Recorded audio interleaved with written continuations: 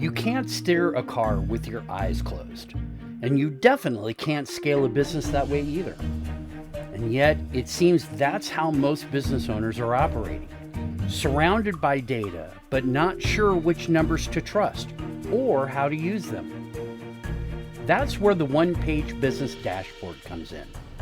Whether you're a team of 1 or of 150, this tool is designed to bring together the most important metrics you need without overwhelming you. Think of it as your business's daily GPS, simple, focused, and always pointing toward growth.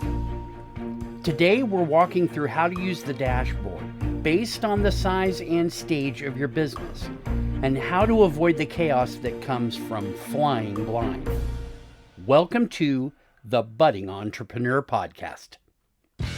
Good day, and welcome to the Budding Entrepreneur Podcast. I'm your host, Randy Bridges. In each episode, we dive into practical business strategies that you can put to work in your business right away. We also focus on inspiring stories from leaders who are shaking and making things happen in their industry. It's all about giving you the tools and insights to take you and your business to the next level. So get comfortable and let's jump right in. All right. We are on episode 196, and today is Friday, April 25th, 2025. In our last episode, we talked about the role of the strategic advertising in generating immediate results. This week, we're pulling back and looking at the bigger picture in a smaller and smarter way. We'll focus on how to track what matters in a single, clear dashboard. If you've ever felt like your business data is scattered, inconsistent, or just plain confusing, you're in the right place. So here's what we're going to cover today. We're going to look at why every business needs a one-page dashboard, how your dashboard changes depending upon your size, what key numbers actually mean, and we'll break them down simply, and finally, how your dashboard connects to scaling with confidence. And of course, we'll wrap up with a sneak peek at next week's show, but for right now, let's dig into our quote of the week. Now, I've used this one before, but it's just so good because it can flex so well, as all good truths do. And this comes from Peter Drucker. He said, "What gets measured gets managed." And I've heard Alex Hormozy talk about this too. Whatever you focus on is what will get better. And that's really a fairly common thing that we in the consulting world understand. But a lot of times people that are in business for the first time might not quite understand that concept, right? And because what you measure matters, you take control, and that's something that's often missed. Without any kind of a dashboard, or with the wrong dashboard, you're guessing, and that's not how your growth happens. Most of the very large companies have a C-suite that gets together, and they have agreed upon 3 or 4 key elements that they often call the big 3 or the big 4, that are the elements that will move the corporation towards the goals that are established in order to grow the business. And so in this case, we're not really doing anything more than that. We're simply taking it at a smaller dose of what they're doing, dialing it back, and making it appropriate for the size and type of business you have. So let's talk about that, because, the one page matters in this. If you've just got 4 dials, one dial being cranked up is going to require another one to go down. And so, as business owners, we don't struggle because we lack data. We struggle because we don't know which data to trust. Everything's buried in spreadsheets and toggling between financial reports, task lists, marketing dashboards, all this stuff. We just don't really feel in control. And that is the problem that we have to deal with most commonly. So what I found over the years is that a lot of business dashboards try to do too much. They're overloaded with charts, metrics, and colors, but none of it ties back to action. The one-page business dashboard fixes that. For me, it strips everything down to what matters for my current business stage. Just the essentials, no more. And based upon how a business is built and ideally how it functions, this can make or break the direction that you're going. And here's what makes the one-page dashboard powerful. As your business evolves, your dashboard evolves too. Because what matters when you have 5 employees is totally different from what you need when you have 50 or even 100. So let's dive into how your dashboard shifts depending on where your company stands. And, just we'll go through this process so that you understand the thinking of building the dashboard based on size and factors. And then as you grow, you'll say, oh, that was how I need to think about the next phase of my business. So let's dig into that. A good dashboard isn't just a collection of numbers.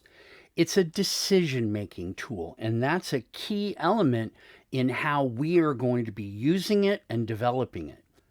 Primarily, it should help you know what to focus on, what to fix, and where to invest next. It should ideally answer questions like, am I profitable? Is my team working efficiently? Can we afford to scale right now? Most importantly, your dashboard should match your stage of business. Far too many owners either overcomplicate things or they miss key warning signs entirely. They're often using tools that aren't built for where they are. So instead of one universal dashboard, let's look at 4 different versions, each designed for a current phase of business from startup to scaling. Now at startup, you're looking at maybe you and a handful of employees, maybe 5 at most. Startups need survival. They do not need sophistication. And you want to keep your dashboard lean if you're in startup mode. So some of the key metrics that you're going to be looking for are cash runway. This is how many months you can survive based upon the money that you have set aside. So it's total cash divided by monthly expenses to get those months that you can survive. So if you have $60K and your monthly expenses are $15K, your maximum is 4 months runway. You'll also want to look at, for that cash runway, what is your monthly revenue? You want to see all your income coming in. And you want to understand, the last point for this is client acquisition rate. How many new clients or deals per month are you bringing in? For this kind of a startup, your purpose is, number 1, prevent chaos, right? You want to make sure you don't get caught without what you need in order to run the business. The second purpose is to build early discipline. When you understand the money coming in versus the expenses of what you're doing, and you put all this together, you can make disciplined decisions rather than just picking and choosing things because they sound good. You're always looking at them from the perspective of what's going to move my business forward and what are my current clients or current customers really wanting from me. The final one, keep your decisions simple and grounded.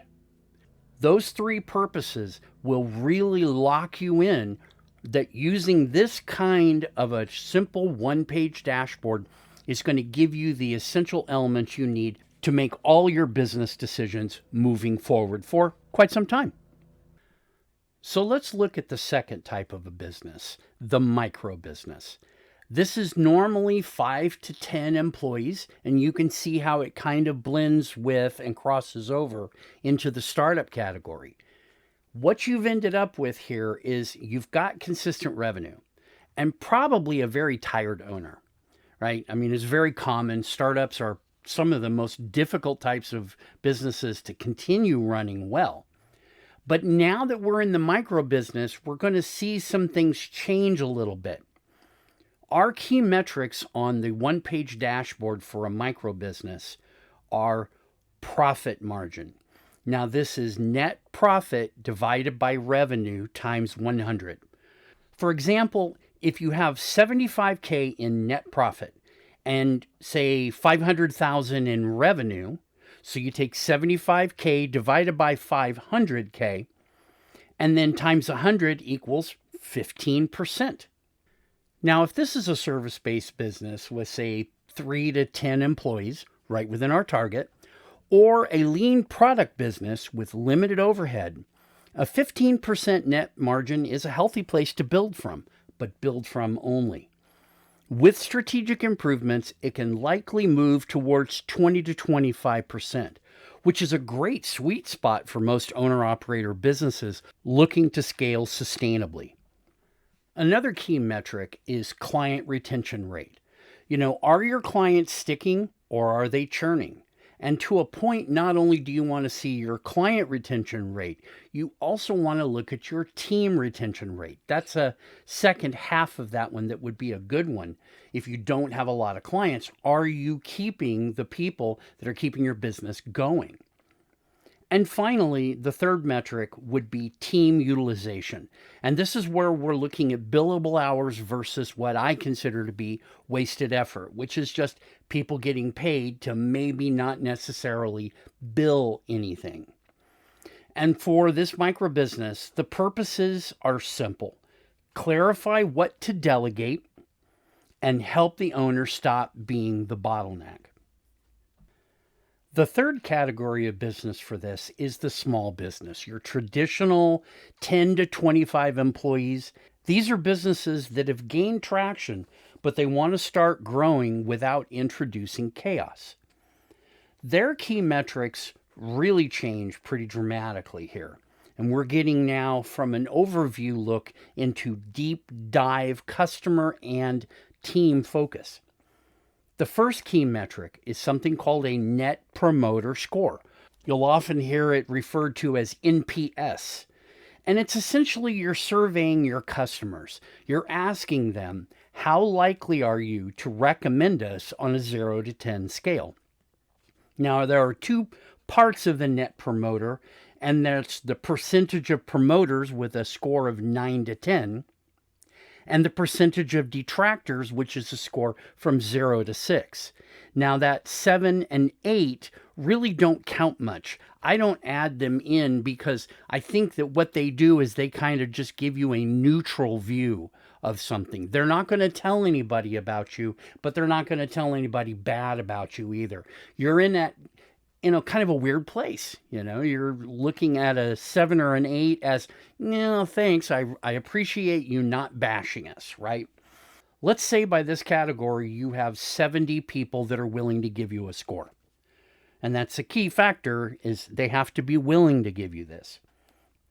You have 70 of them, 60 of them are promoters. They're giving you a 9 to 10 score, and 10 detractors. So what you have here is an NPS score of 50. Not great, not bad, but it gives you an idea in relation to the total number of 70, you're just doing okay. The second key metric is revenue per employee. This is where you start looking past your profit margin and you start using your revenue by employee. Better businesses are in the $200,000 to $400,000 in revenue per employee. So if you have $500,000 in net revenue, at $200,000 per employee, you're looking at about 2.5 employees. So 2 employees are going to stretch for getting things done, and 3 employees are going to bring down your average revenue per employee. And it's not necessarily going to be a good number. For businesses in this 10 to 25 employees, you'd be looking at more like $1 million to $2 million. So now you're looking at a reasonable sized company with reasonable amounts per employee. And the final key metric is operational efficiency. You want to measure your input versus your output related to time, money, and team. How much are you paying somebody? It's related to the revenue per employee. How much are you paying them versus how much are they generating? And a lot of times there are people in a company, especially in the 10 to 25 employee range, that they're not actively generating money.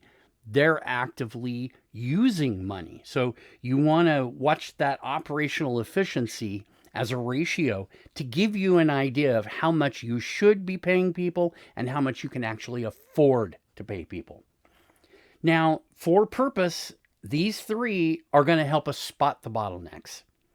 They're going to help us build our systems and prepare for the stable growth that we're going to want.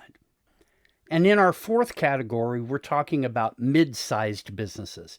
This is on the average of 25 to 150 employees, and we're now going to be looking at our dashboard to give us precision.